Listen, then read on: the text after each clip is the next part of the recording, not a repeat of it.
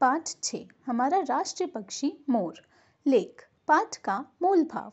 प्रस्तुत पाठ के माध्यम से बच्चों की जिज्ञासा की पूर्ति हेतु राष्ट्रीय पक्षी मोर की सुंदरता और उसके गुणों की जानकारी प्रदान की गई है।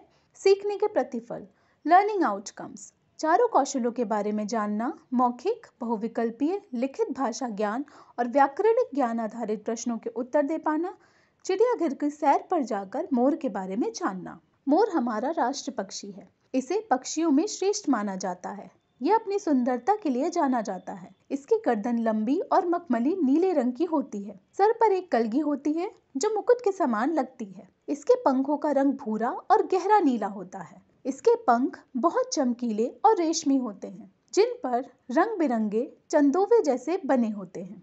मोर की दुम अन्य पक्षियों की अपेक्षा अधिक लंबी होती है। मोर वर्षा ऋतु में काले काले बादलों को देखकर बहुत खुश हो जाता है। जब वर्षा होती है तो वह अपने सुंदर पंखों को फैलाकर नाचने लगता है। उस समय मनोहारी दृश्य बन जाता है। मोर अपने नृत्य के कारण विश्व में प्रसिद्ध है। मोर भारत के लगभग सभी भागों में पाया जाता है। भारत के कुछ भागों में सफेद रंग के मोर भी पाए जाते हैं। भारत के साथ साथ श्रीलंका में भी यह अधिकता में मिलता है। इन दोनों देशों को मोर का जन्म स्थान भी माना जाता है। मोर प्रायः जंगलों, बगीचों और खेतों में पाए जाते हैं। यह जब निकलते हैं तो समूह में रहते हैं और बहुत सावधान रहते हैं। मोर का भोजन फल, फूल, पत्तियां, अनाज और कीड़े मकोड़े होते हैं।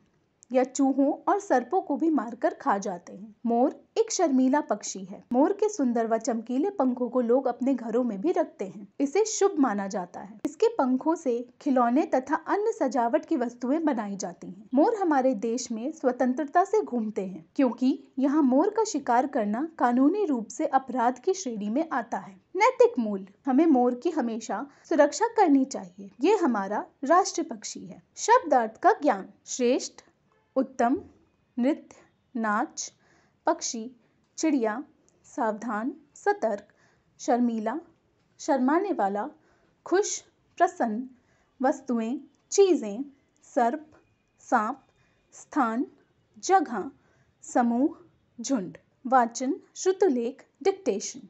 श्रेष्ठ, राष्ट्रीय, गर्दन, ऋतु, वर्षा, नृत्य, प्रसिद्ध, शर्मीला, प्रसन्न, वस्तुएं।